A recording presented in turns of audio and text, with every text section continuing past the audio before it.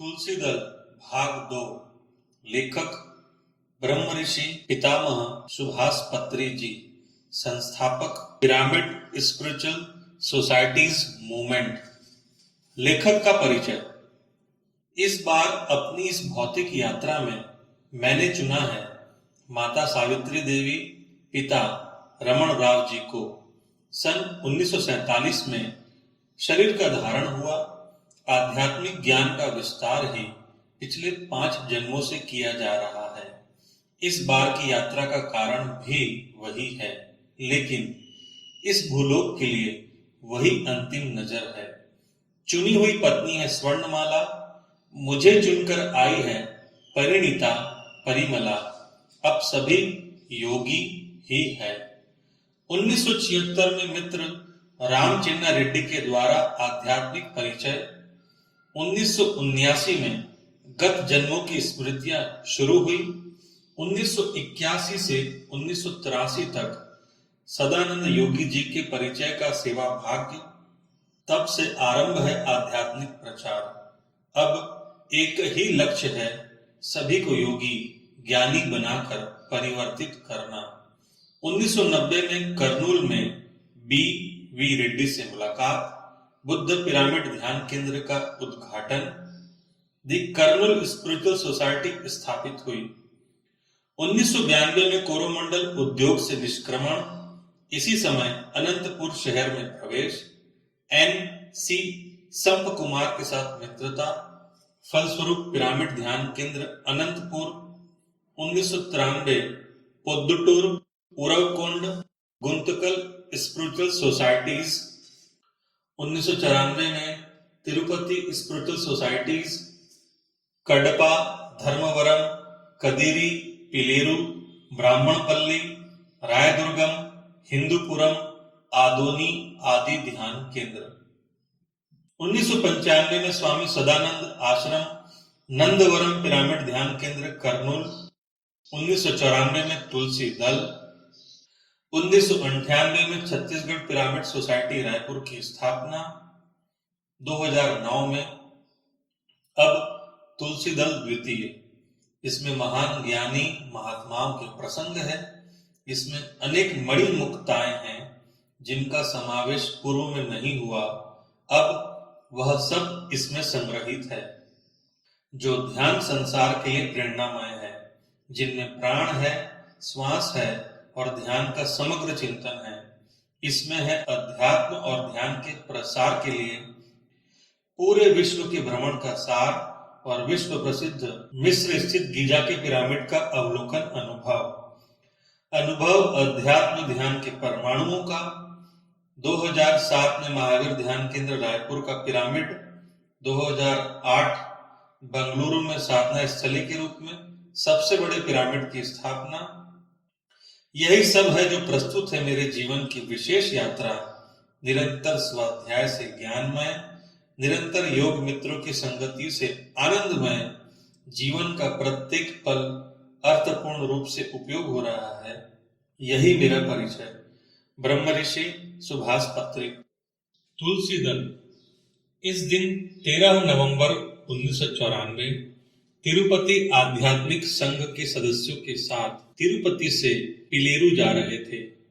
पिलेरू में ध्यान की क्लास लेने के लिए मेरे साथ थे मास्टर मिट्टा श्रीनिवासुलु, कंची रघुराम, शेखर, मनुस्वामी और मैडम उदय लक्ष्मी। बस में यात्रा करते समय भाव तरंगिणी शुरू हुई। दिमाग चुप नहीं बैठता ना। दुनिया में कई प्रकार के मत हैं। कुछ लोग कहते हैं कि हमारा मत अद्वैत है, जगन मिथ्या ब्रह्म सत्यम, जीवो ब्रह्म है। उनमें कुछ लोग हमारी परंपरा कांची मठ की है ऐसा कहते हैं, और कुछ लोग कहते हैं कि हमारा संप्रदाय श्रृंगेरी का है। कुछ लोग कहते हैं कि हमारा विशिष्टाद्वैत मत है, सगुणोपासना ही हमारे लिए प्रधान है। कुछ लोगों का कहना है कि हमारा श्री वैष्णव मत है। मतों में उत्कृष्ट श्री वैष्णव मत आदि विष्णु से संबंधित है। हमारा मार्ग पूर्ण प्रपत्ति उत्पत्ति का है, ऐसा कुछ लोग कहते हैं। कुछ लोग कहते हैं कि हम माध्व है, जीव अलग और ब्रह्म अलग है। उनमें से कुछ लोग कहते हैं हम दक्षिणादि मठ के हैं, उडुपी क्षेत्र सभी क्षेत्रों में पवित्र क्षेत्र है। कुछ लोगों का ऐसा भी कहना है कि हम श्री विद्या के उपासक हैं, सकल चराचर सृष्टि श्री चक्र में ही छिपी है, इसलिए उनकी उपासना सर्वश्रेष्ठ है। कुछ लोगों का कहना है कि हमारा तो अल राजयोग है, बाकी सब कुछ इससे छोटा है, करना कुछ भी नहीं है, जो है वह सब शून्य ही है। मूल रहित स्थिति पहचानने से इस शरीर को कुछ भी नहीं होता। कुछ लोग कहते हैं कि हमारा मत ओरिजिनल रोमन कैथोलिक है। कुछ लोग कहते हैं कि हम प्रोटेस्टेंट हैं और माता मेरी ही जीसस से भी प्रधान है। कुछ लोग कहते हैं कि हम यादुल हैं, पुराना टेस्टामेंट ही हमारे लिए प्रमाण है, यहोवा एक ही भगवान है। कुछ लोग कहते हैं कि हम जैन हैं, उसमें भी कुछ लोग कहते हैं हम श्वेतांबरधारी है, और कुछ लोग कहते हैं नहीं नहीं, श्वेतांबर की स्थिति नीची है, हम दिगंबर हैं। और कुछ लोग कहते हैं कि हमारा मत वीर शैव है, हम लिंगायत है, सभी काल में लिंग धारण करना अनिवार्य है, परम शिव को छोड़कर बाकी छोटे देवताओं की हमें आवश्यकता नहीं है। कुछ लोग कहते हैं कि हम सिख हैं, गुरु ग्रंथ की पूजा ही हमारे लिए शरणदायक है।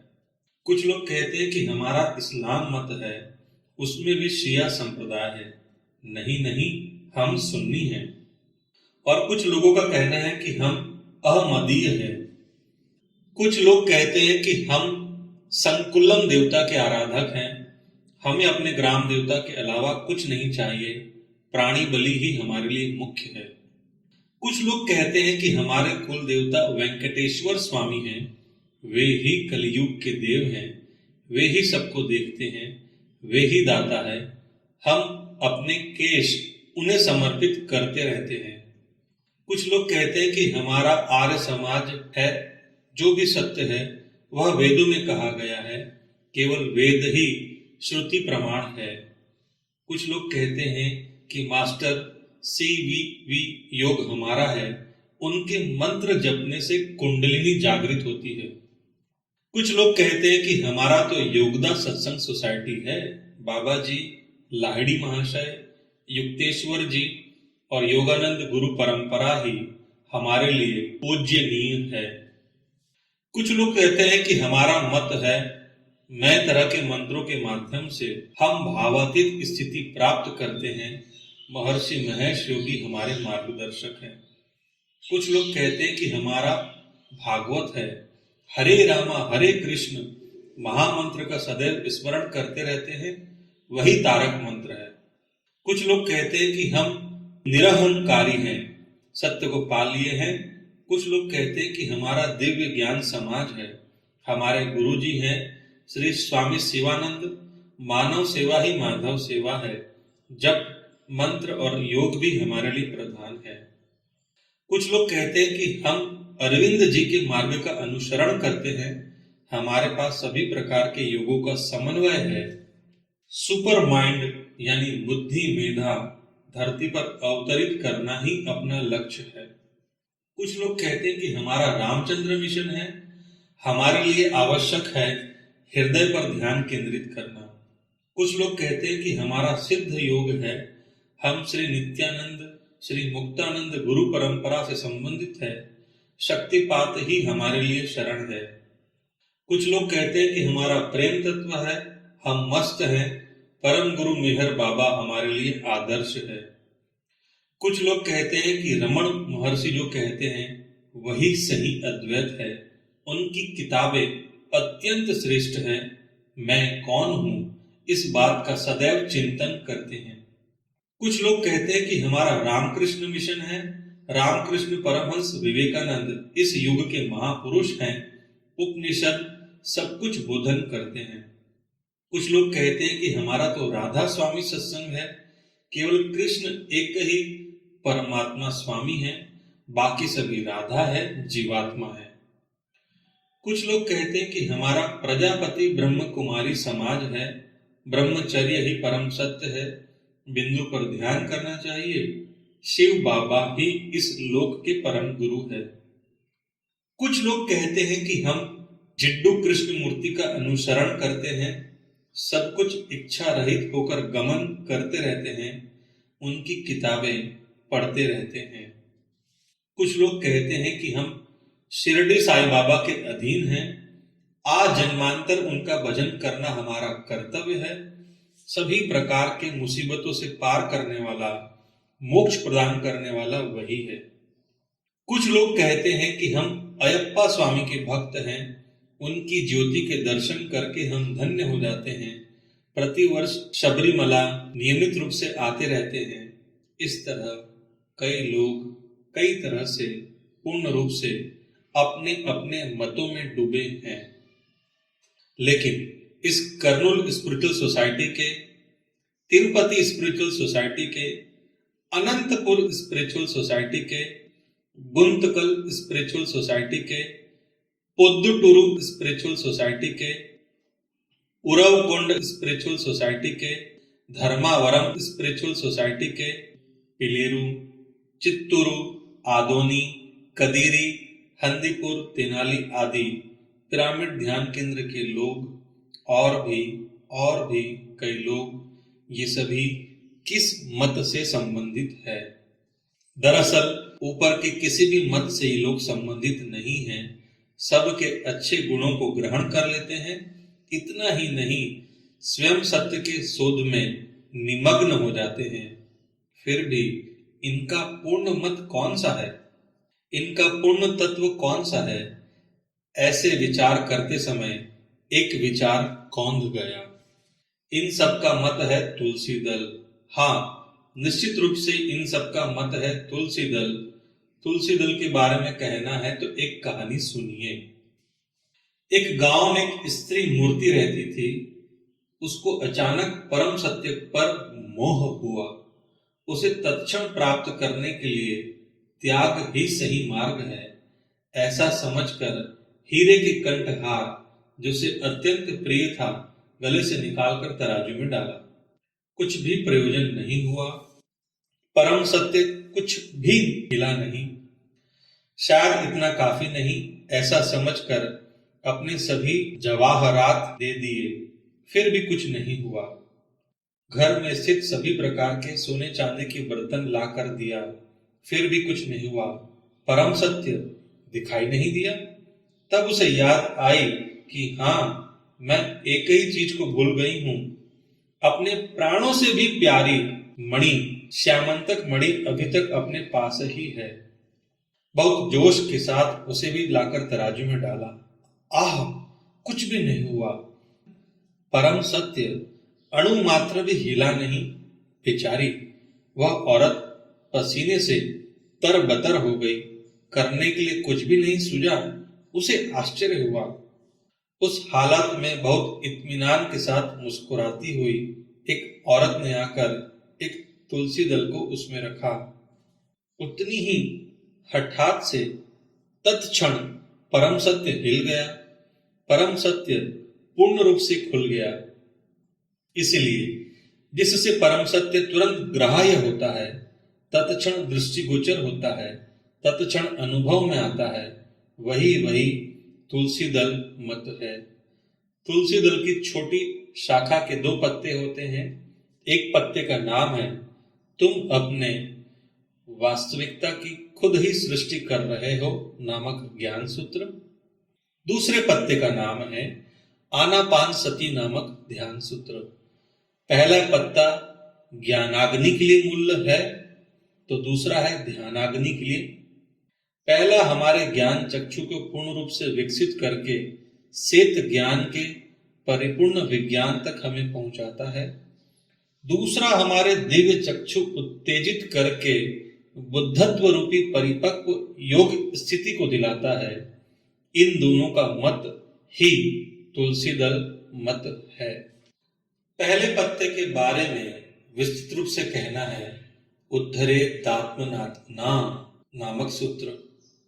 कोई किसी का कुछ नहीं कर सकता, स्वयं ही अपना उद्धार कर लेना चाहिए। आत्मेवात्मनम बंधुः आत्मैव रिपुरात्मन। स्वयं ही अपने बंधु हैं, स्वयं ही अपने शत्रु, स्वयं ही अपने सुख दुख का निर्माण करते रहते हैं। स्वयं के सब जन्म चक्र में अंदर बाहर अर्थात यहाँ पर लोक में अपनी स्वेच्छा से विहार कर रहे हैं। जो चाहे उसे पाने का सामर्थ्य सभी को है।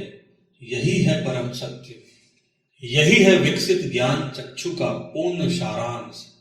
अब दूसरा, आनापान सती अर्थात उच्छ्वास निश्वास का गमन करना।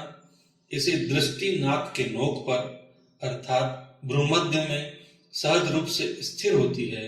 क्रमशः तीसरी आंख खुल जाती है, दिव्य दृष्टि उपलब्ध होती है, सूक्ष्म शरीर का विमोचन होता है, दूसरे लोकों का संचार शुरू होता है। इन सब से ही परम सत्य प्रत्यक्ष होता है। इसके लिए करना चाहिए मात्र एक ही परम प्रक्रिया, वह है आनापान सती। इसे छोड़कर और कुछ भी नहीं करना चाहिए, बाकी सब बेकार है। आर्य समाज के संस्थापक स्वामी दयानंद सरस्वती कहते हैं, मूर्ति पूजा सोपान नहीं कंदक है। करेक्ट। भजन केवल तात्कालिक रूप से मानसिक आनंद देते हैं। केवल मानसिक आनंद के लिए भजन किया तो ठीक है, लेकिन भजन और पूजा मुक्ति का मार्ग नहीं बन सकते हैं। स्तुति की जरूरत है मूर्ख राजनेताओं के लिए। क्या देव को उसकी अपेक्षा है? यदि ऐसी अपेक्षा करता है तो क्या वह देव हो सकता है? केवल पारायण क्या लाभ है? शून्य।